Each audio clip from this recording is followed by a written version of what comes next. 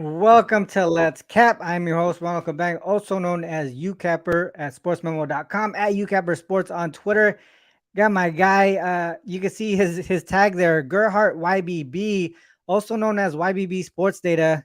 He the Gerhardt one is your personal one, right? YBB. Yes, sir. Yeah, that's my personal one. And I just like to shout out YBB just because that's kind of the platform where most of the recognition goes. So, Yeah, 100%. Yeah, I know you're doing a lot more stuff on the UFC side. We'll talk about that later. We do have a UFC show later on today, live at 5:30. Cap the Cage. We got one of the UFC up and coming UFC fighters over the Matt Frivola, the Steamroller. He's gonna be in there with us talking about one of his training partners, right? Sadikov. He's yeah, gonna yeah. be fighting this weekend. So really excited to have UFC fighters on board with our show, dude. I think that's gonna really help us get more viewers. And we're not only that, but we've been winning our bets. I mean, that's one Yes, of the sir. bigger things too, right? Um, It's been, but obviously we talk about NBA a lot more on this show, but let's cap from a whole perspective is really not just NBA. It's really just what's going on now. And that's why we're doing NBA. Like last season we did MLB and stuff like that. But how's your NBA season been going so far? I know it's like midweek, but so far this week, how's the NBA been going? it's picking up. So with YBB, what we're going to be doing moving forward actually is stronger focus on NBA. We've been a little bit reluctant with NBA. We've been more focused on NFL as playoffs we're in. And now that that's all said and done with, we are back full force on NBA. So yeah, trends are active, systems are active. There's a lot of activity for today to discuss, and then we Hmm. hope to continue that, especially as we approach the games after the All-Star break when the real season starts. So I'm excited, man. But in all honesty, this NBA season has been the tightest aligned season that we've seen in quite some time, where the average cover is 0.2 points. So it's like Vegas has this season on a threshold. So Yeah. it's been really interesting to monitor, but to say the least, I think that we're going to see some upside as we enter the second half of the season. Yeah, and I think that's really, to be honest, dude, I think that's really why a lot of people has kind of transitioned or pivoted to player props because of that. I think that's a good point that you brought up of how tight these lines are as far as the average cover rate, average cover margin. But I mean, typically it's just hard to really transition when you're so focused on and totals for like your whole betting career, pretty much. Right. It takes so much time already to do that, and then now to add in the player prop section is just it's just kind of hard to do in my opinion. I do want to get there. I do want to get there with the prop side. I just need to find a way to be more efficient, you know what I mean? Also just the fact that's going to bring a lot more volume as well, and we are like, to me, I already do a little bit more than I want to, especially when we do multiple sports, right? Not just NBA, college basketball, UFC, all that stuff coming up. um but yeah, well, you know what, man? Let's just get into the slate here. I sent you some of the looks that I had, and you said you agreed with, for the most part, most of them. So let's just get into them real quick. We have the Cavs and the Sixers here up first. I'm gonna start sharing my screen. Here you go. What are your thoughts on this game here, YBB? Any trends or angles that you want to bring up here specifically on this game? What up, Jay? What up, my brothers? YBB, I you hear like me? the Oh, 76ers yeah. look. Okay. YBB, what Yeah, up, my yeah, I guy? can hear you.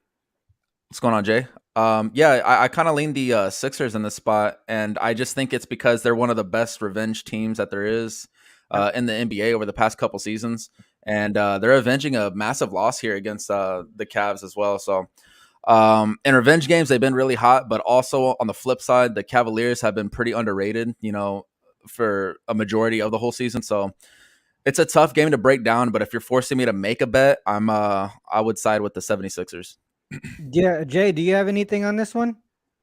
Man, that's a tough game for me. I agree with YBB. It is a revenge spot for the Sixers. They got smacked last time. I have Mhm. seen some vulnerabilities from the Cavs on the road, but they're just way too hot. The Cavs are way too hot for me to even look towards betting against them. This Mhm. is one of what I would like to call a toss-up game. I could see it going either way, but I must say I am scared to back my Cavs here. And I say my Cavs because I've been riding them since Yeah. before this season. I knew they were going to be this good, but and I don't like the line. I mean, you're losing a ton of value as well well. I'm wondering what the hell is going on. It's plus 2.5 last night, up to 1.5 for the Cavs now. So I'm starting to think, do they know that Embiid is out or something? But obviously, if he plays, it'll get flipped back to Sixers. Tough game for me, but I wouldn't be surprised if the Sixers got it done at the house. Yeah, I'm actually looking towards the Sixers here. I actually like it a lot, to be honest. I mean, we already talked. I mean, YBB talked about it here. The revenge angle. This is something that we talked about this season. Hasn't been that strong, but for the most part, they're actually doing well. This is one of the teams that actually do well in these revenge angles. 76ers in the revenge, 10-2 straight up, 10-2 against the spread. If you say that they're at home, they're 7-0 straight up and against the spread in that spot this season. And YBB just mentioned here, this goes back quite a bit, greater than or equal to 2020. 23-9 straight up, 21-9-2 against the spread in home games where they're in the revenge angle. So they do well in that spot. Not to mention though, with just at home, their home road splits this season is something that that I looked at. If we look at them at home and also against a team with a winning record, 12-0 straight up, 10-2 against the spread. So they're taking these teams. They're playing up against these opponents here. On the Cavs side, one way to look at them to fade them in their spot here is on the road. Cavaliers on the road, and also if they're playing a team with a winning record, just go straight into that. So 2-5 straight up, 3-4 ATS. So they're not covering at a high rate. And they're also losing for the most part in those spots there. 5-2 to the over. I don't know what to do with the total, but for the most part, a lot of things are pointing towards the Sixers side. I also looked at when, because you know how Jay, you mentioned how it flipped from favored to dog for the Sixers. If you look at the Sixers as dogs, home dogs.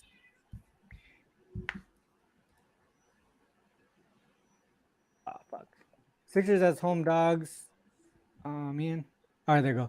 3-1 straight up, 4-0 ATS. They've been covered in that spot. But in these games, I looked at the other side, Spo Devs. In these games, at least one of their big three were out in each one of these games, and they were still able to take care of business. So whether or not Embiid plays or not, I think they could still take care of business.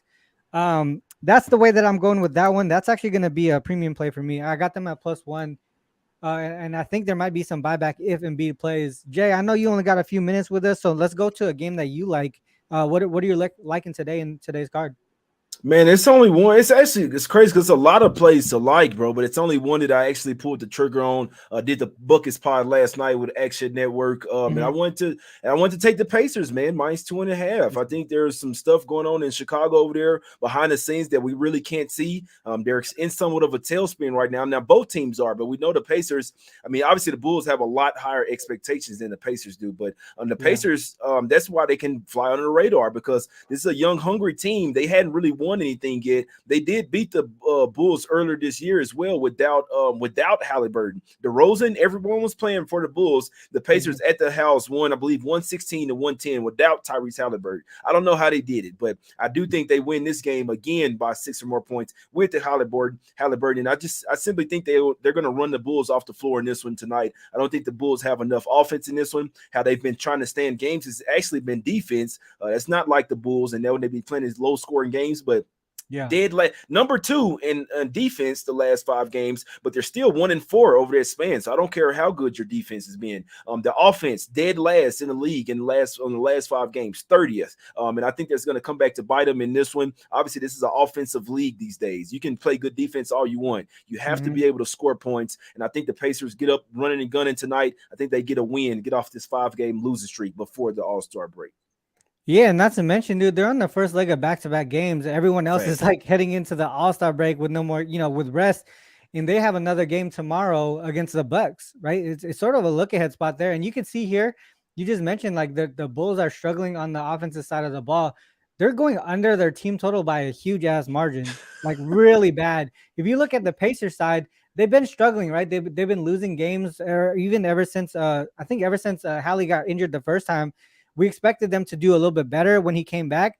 They have been struggling, but for the most part, it's coming back, right? Their offense is starting to show up a little bit. They do need to fix their defense, but at least their offense is showing up, which is the opposite that could be said for the Bulls here. So maybe they're going in the right direction. Also, this is the last game before the All-Star break for them. They got nothing to worry about tomorrow. They don't got no Bucks team to worry about. So I think it does make sense that the Pacers take care of business tonight. Bulls could be probably looking ahead to the Bucks tomorrow. YBB, you have anything on this one? Yeah, I was actually looking at the Pacers as well in the spot, but not with strong enough confidence. I just think that the Bulls are kind of trending towards a negative spot as the season continues. Yeah. Didn't like that performance the other day against the Magic, and I think we're getting kind of the same number and the same story in this spot as well, where it looks attractive to take the Bulls, but I don't think that they're the right side. I'm going to stay off this game, though. I'm not going to be backing it. I'm not touching it, but yeah, I lean Pacers. Yeah, I think their offense is just really bad right now without DeRozan, and I don't think they have like a real true point guard until Lonzo. Exactly. I mean, until Lonzo comes back to really focus, like you get their offense back rolling. So I don't know if they can get it done. That's a good look there on the Pacers side. It wasn't actually on my radar, Jay, but now that's a good point that you bring up on this game here. Yeah, last thing I'll say, those are part of the cap as well. That's why the Bulls struggle as well. They don't have a true point guard. I like the Sumnu, but he's not a starting point guard. He's not a point guard. He's more of a shooting guard, defensive type of guard as well. Like you said, I mean, the Bulls season could have been totally different if they had Lonzo Ball or even an actual point 100%. guard. But this team was struggling even with DeRozan as well, man. So I personally don't like to mention injuries because I don't think that they really matter. It's all about the spot. This is a team game as well, and we see teams get it done all the time without injury. So it's more so, I don't care about DeRozan being out. This is simply team A versus team B. I think even though the Pacers have lost 5 straight, I still feel like they like each other. They're in better current form, like they're in good with their coach. The Bulls, they don't seem like they like each other. I don't think they like the coach. And them about to trade Levine, like at the All-Star break. I mean, the trade deadline didn't happen. I think that's even worse for this team. They had to trade the Levine or DeRozan. It's not working out. You kind of have to get back what you can get for them, man. So I think the Bulls are in more of a tailspin than the Pacers. Pacers actually have a point guard. I think this is where a prime game where the Bulls not having a point guard is really going to come back to bite them in the butt. Yeah, I mean, Levine rumors already started even before the All-Star break or before the trade deadline. It was like earlier on in the season, so I think chemistry there was just off since the beginning. YBB, I know we talked about this Pelicans Lakers game a little bit right before the show. I was looking at the over and on the Pelican side, but you didn't bring up some good trends to take the under there.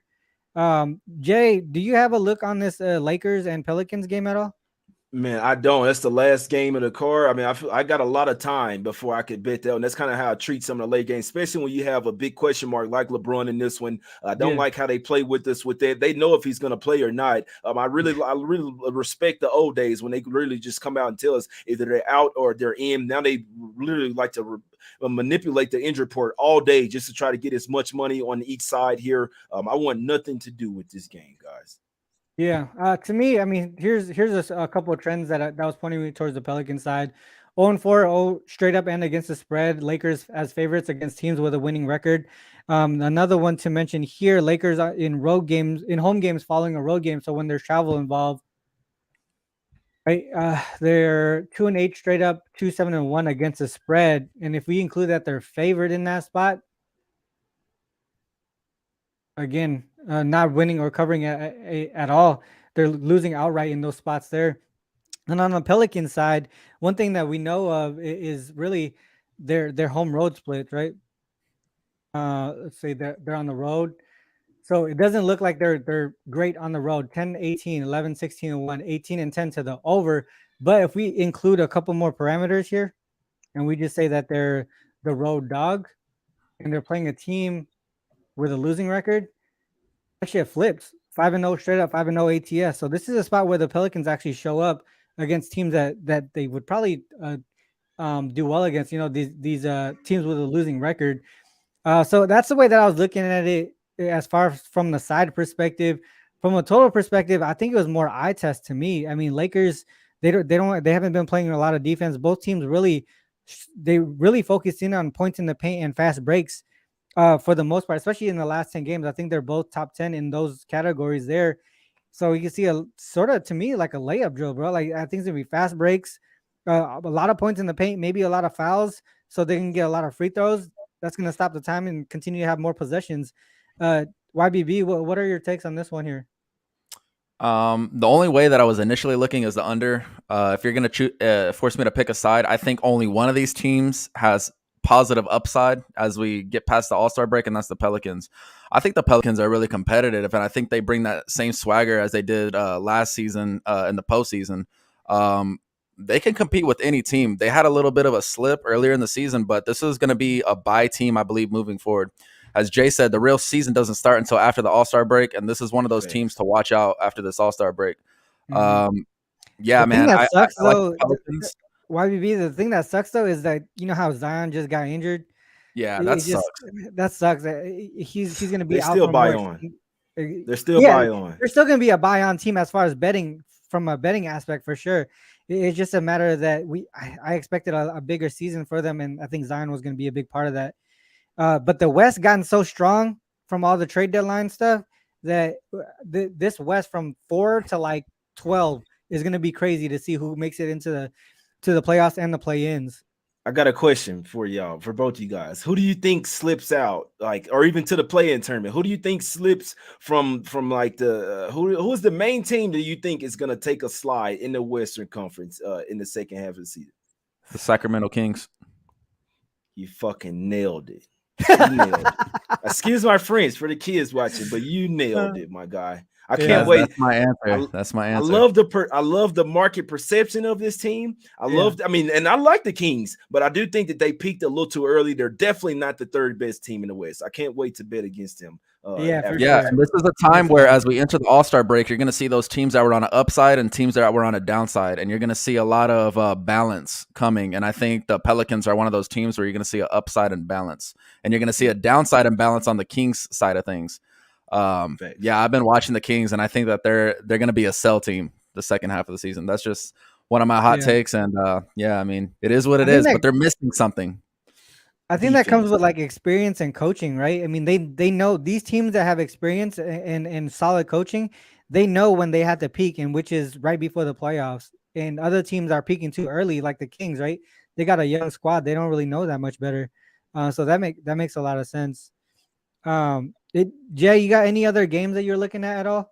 I just want to ask you before I get. I want to wonder what's the cap on the Hornets game. I want to know why you like that one so much. In all honesty, why I like the Hornets. Okay, let's go into that one. YBB, I think you were looking at this game as well.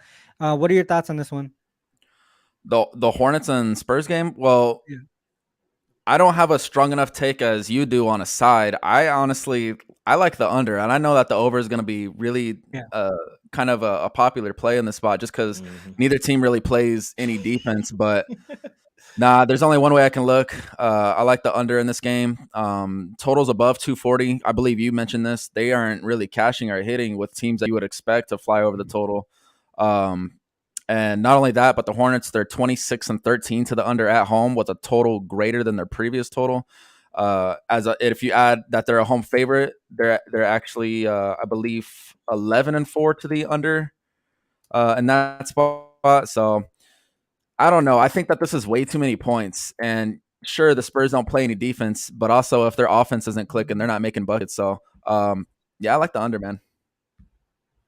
I like the under as well. I think we touched on that 240 threshold. A lot of those games have been going under. I think only one of them has gone over. Let's just look at that real quick. So that 240 threshold, if we go back, I believe it was actually the Hornets who cashed it. The Hornets and against Hawks right there. Yeah, I think I'm expecting like a letdown offensively in this spot here for the most part. Yeah, so bro. But if you look at this here, there's a whole bunch of clusters of unders with that 240 threshold on the total. But for the most part, I'm just fading the Spurs here. I know that the Hornets aren't that much better as far as record and ATS, but the Spurs defense is just terrible. If we go back to last 10 games here,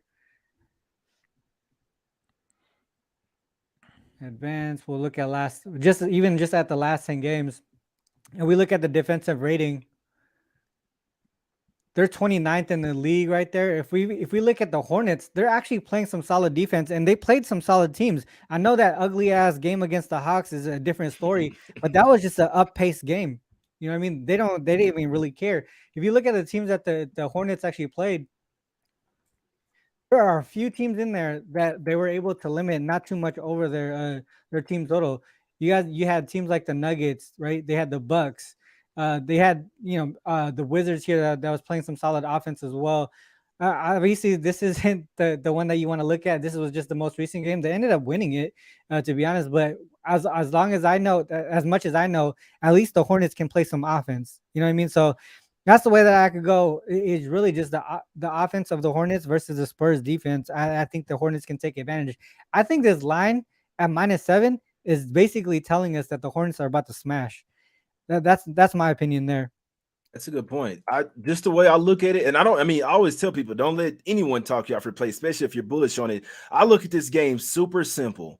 First off, the Hornets cannot be laying points right now to anybody, in my opinion. They cannot be laying points. Because this guy, Teddy Covers, I remember him saying it vividly like 2-3 years ago. Simple. Sometimes a team just they can't be laying points. And I feel like Teddy Covers right now, the Hornets can't be laying. That's what he would say. And laying 7 points, I know it's went up from 6 to 7, but and the tanking theory, Ronald, you've heard this theory before. Two teams that are in the tankathon, like the Thunder was doing this earlier this year before they knew that they really had a chance to go to the playoffs. When they face a team with the less win percentage than them, they'll tank the game away just to have them closer so they can get closer to the odds, like to the bottom, if that makes sense. The race to the bottom, the race to the worst team in the league. The Hornets as well have not been good coming off a win. They're the 6th worst ATS team in the league coming off a win as well. That's where they are. The Spurs have lost 12 straight. So who's probably more hungry for a win here? It's probably the Spurs. And I just feel like it's crazy. I went on PJ Washington live last night as well, and I typed in the comments. And it caught his eye as well. I said, are you gonna tank the game to the Spurs tomorrow? And he actually mentioned it on his live. He said that it sounds stupid, but I just feel like it was a comment that stuck out to him, man. And I don't know, man. I don't like this guy. Me personally, like I wouldn't lay 7 points with the Hornets here. I'd just stay off the game. I understand the fate of the Spurs here, but you got to look at the Hornets. Just simply put, singling on them, laying 7 points to anybody right now.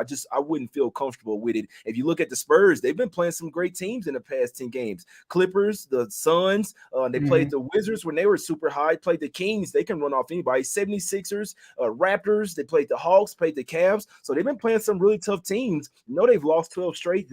I'll be honest, if I'm betting this game, I'm taking the Spurs plus the 7. I wouldn't be surprised if they win it though.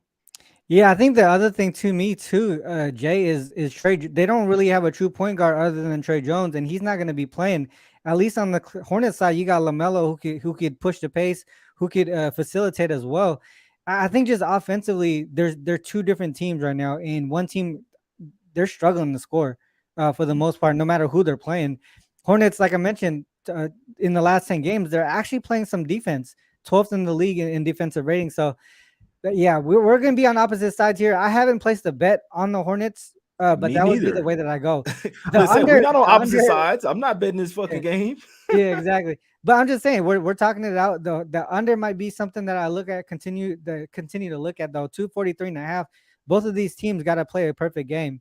And if the Spurs don't have a true point guard to facilitate and run that offense, I can't see them being that efficient on the offensive side of the ball.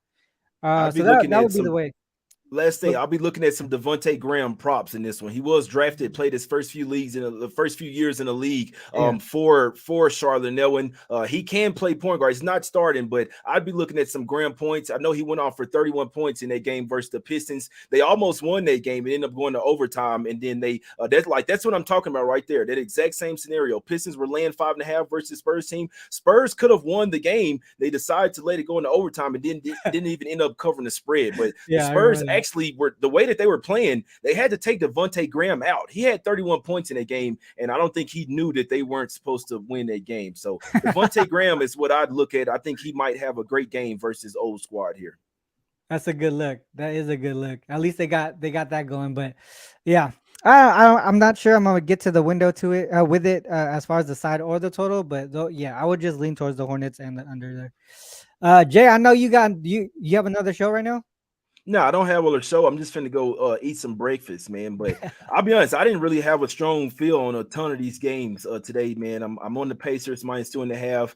I wanted to lean Mavs. That one was at 7 last night. I think the Grizzlies gonna catch the trifecta and they'll win. And Oh then wait, and hey that's Jay, about let's it. talk about that real quick because I think Pat, did you like the Grizzlies? Smash spot. Love the Smash spot. There Grizzlies you today. go. Hey, Smack look at City. the SDQL I just sent you. They're in a spot where they're actually winning these games by like over 19 points a game. Okay. Then we have Laura Markkinen now. You don't even have Mike Conley on the other side. This is Questionable. another team where we talked about play our teams that are heading in opposite directions. I don't think that the Jazz maintain the level of competitiveness that they did for the first half of the season. So I like the Grizzlies, man. So this one since 2021, coming off a game where they played each other that went over. The Grizzlies are at home, and also the line is less than 2. So they were, was it they're favored by 2 or a dog in the most recent game? Is that right? They were no more than 2-point dogs in the previous game. The Grizzlies facing an opponent in that. The Jazz, Yeah, right? Yeah. Okay, gotcha. Right. So that's a spot there. Damn, 13-0, 12-1 straight up.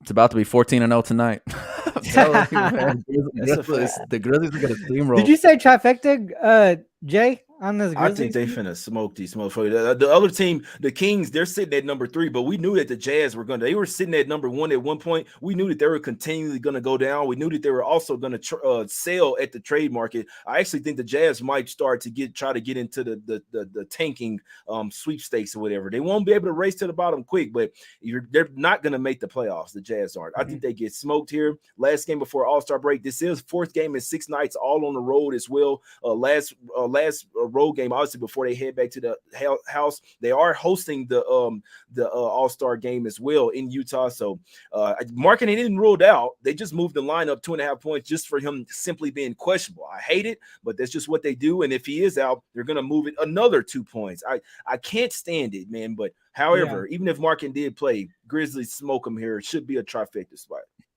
That's a good look. I didn't really have much on this game, but you guys are pretty much talking me into it. Coming off of that loss, I'll just say it like this: like I like this spot with or without Markkinen. It doesn't matter who's in the lineup for me. I think the Grizzlies smoke. Facts. I like it. Grizzlies. Probably why they gonna sit them. They know that they're getting smoked in this one. They know it's a horrible spot. They coming off a win. I don't see them having a chance in this game. And what do the Grizzlies do with teams that don't have a chance? They put their foot on their neck and take it up to 20-25. And they love to show out at the house as well, man. So yeah, that's a man. I don't know why I didn't have anything on that game. I literally didn't have a trend on that game at all. I think I just passed on it in general just because I don't really like the Jazz games. I haven't been too profitable on Jazz games, so I was like, fuck it. Do you guys have anything on the Mavs and Nuggets? Yeah, I'm with Jay. I think if you got the opening number on the Mavs at +7, I think you did the right thing. I leaned the over. I still kind of lean the Mavs, to be honest. I don't like the travel situation for the Nuggets just because I have them in a 0-8 ATS spot, but that was more applicable with the opening number. Because the total hasn't moved, that's the only direction I would look at. I hate missing out on CLV and points, so yeah, I would only look towards the total and the over in the spot.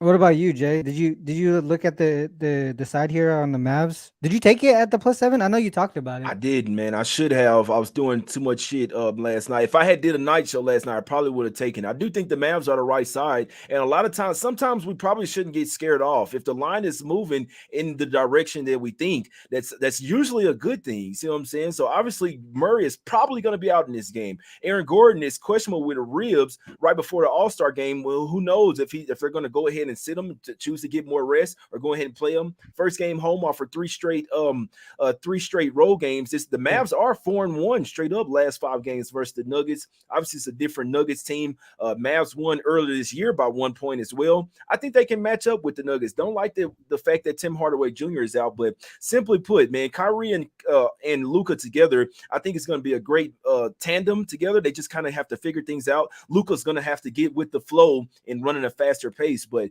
Kyrie, you saw what he did, man. 26 points in the fourth quarter. They're in the honeymoon phase right now. They're happy that Kyrie is over there. I think the Mavs will definitely be a buy-on team after All-Star break. Could start here. I know off 2 straight losses, they are hungry for a win. I'd still lean Mavs at the 4.5. Yeah, I was kind of wondering what happened as far as like why the line went from 7 to 4.5. I missed it. I didn't realize that they downgraded both Gordon and Murray. So I'm not really sure. That's probably why the line has moved down. But I was actually looking towards the over, and this is one of the reasons why is really the Mavericks here. They've been traveling a lot the last few weeks here, and I looked at when they have at least 5 road games in the last 7 games, and then they're playing on the road. They're 5-0 to the over. Total tonight, I think it's up to 234.5. But you can see that the average score there is like in the 240s. It does include 1 OT here, but for the most part, they were actually in over in the regulation in that game. And on the Nuggets side, when they travel and they go from where is it at? All right, Nuggets and revenge games. That's what it was. Nuggets. And then they're at home.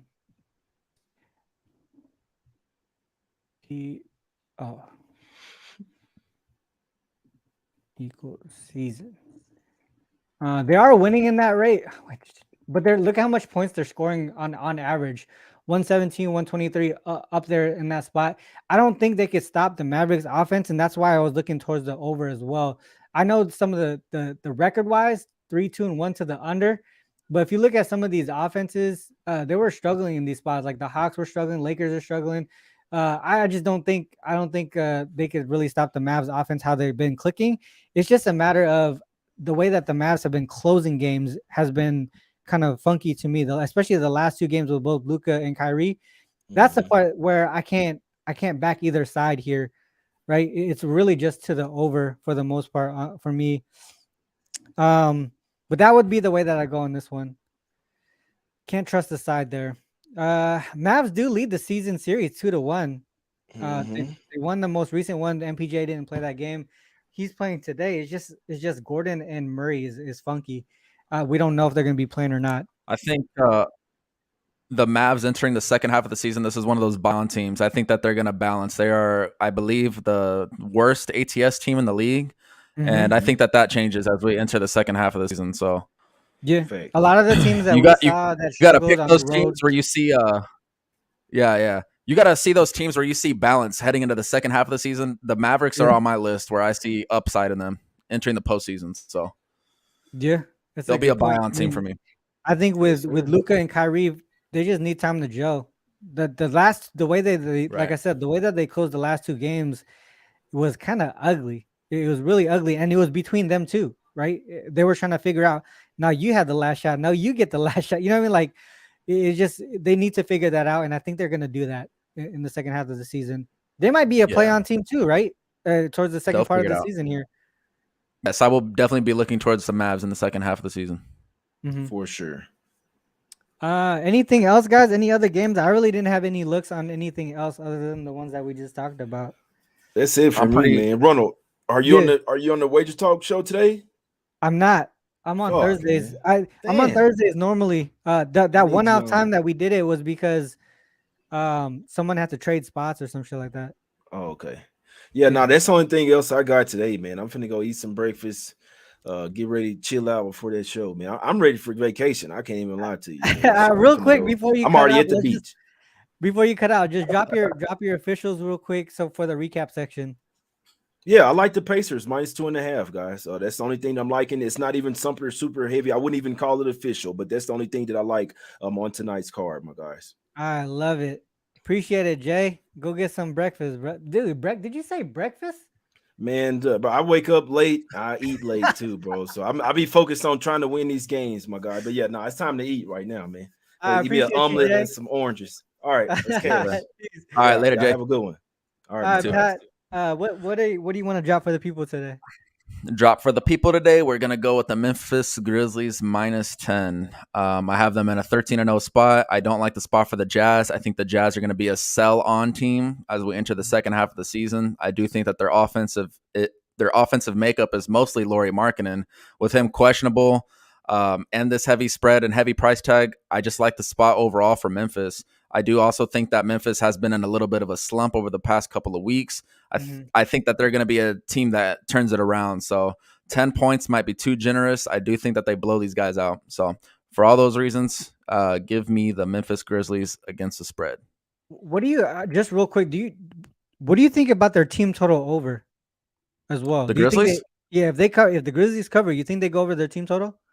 Yeah, I think they're going to play pretty fast paced. I think they'll run these guys off the court. What scares me about that is that they're leading so much, at the 6-minute mark of the fourth quarter and pull everybody, and then the team total doesn't go over. That's what I'm mostly afraid of, or a backdoor cover. But those would be the only instances that I could see. I do think that the Grizzlies overall pretty much run off the court. I don't even know what their team total is. It has to be sitting around. I'm looking at them as double-digit favorites right now. They're 5-1 straight up. You're right about that fourth quarter. It might be a spot where we look at. I look at that first half team total over, because in their first quarter they're averaging 32 points per game. Second quarter 33.2. So that's what 65 in the first half. And their lowest scoring quarter when they're double-digit favorites is the fourth quarter. They only score 25 points. So it is. I think that's a smart look to just avoid that. And if they smash, they're gonna smash that first half. So it might be either the first. To me, I might take that first half spread or just that team total first half. That's a good. Okay, that's a good call out about that fourth quarter. That's a smart way to think. I was just thinking about it because I've been burned by fourth quarter blowouts so many times this season that it's like I stay away from it now. I wish that there was a score to bet on after the third quarter. Like, is there a team total? You know what I mean? After the third quarter, that'd be a little bit more ideal. Yep. All right. So I'm gonna take both. Yeah, take both. What's good, Dabby Cab? Yeah, take both, Mitch. Maybe that's the right way to go. Just split the unit between both. All right. Well, for me, I'm gonna use Philly. Philly's gonna be my best bet today. I like that spot a lot, whether or not Embiid does play. As far as leans go, I do still lean the Hornets. I know Jay said he liked the Spurs, but I still do lean the Hornets there. Spurs just suck, and the Hornets, I feel like they've actually been playing some defense, and they could run their offense through LaMelo. Some other leans here: Pelicans over. Pelicans Lakers over, Pelicans side, the Spurs Hornets under, the Nuggets Mavs over, Spurs team total under was another way. Did you like the Pacers too, Pat? I lean them. I just think it's a tough game for me to cap. On one hand, you have the fade on Chicago. On another hand, they're coming off a loss as a favorite. So I'm staying off the game. Okay. Zero opinion. I don't care about the total. Don't care about the line. Don't care about the spread. I would lean that way, but I don't think I'm gonna get there. I don't think I'm close enough to even like pursue it even further. Grizzlies, I think I'm gonna pursue a little bit further. I might look at that team total over first half or just them in the first half in general. But yeah, those are the looks, guys. We've gone through probably not every game on the slate, but for the most part, a majority of them. We didn't really touch on that Celtics one just because of the line move and also the injury stuff. If you guys didn't get it at 7.5 earlier when everyone was questionable, I would stay away from it at the number that it is now. I think it's at like 13. It is at 12.5, 13 at some spots. So, I mean, I would suggest probably staying away from that one in general. With that said, man, me and YBB and also one of our guys, Harry Mack, we actually have a show, a UFC betting show that we started this year called Cap the Cage. And we've been actually pretty profitable, guys. I'm just going to show my screen one more time before we cut out here. But we use fightodds.io to track our bets. And through the first few events of the year, we're up 6.36 units. We use $100 as our units for our tracker here.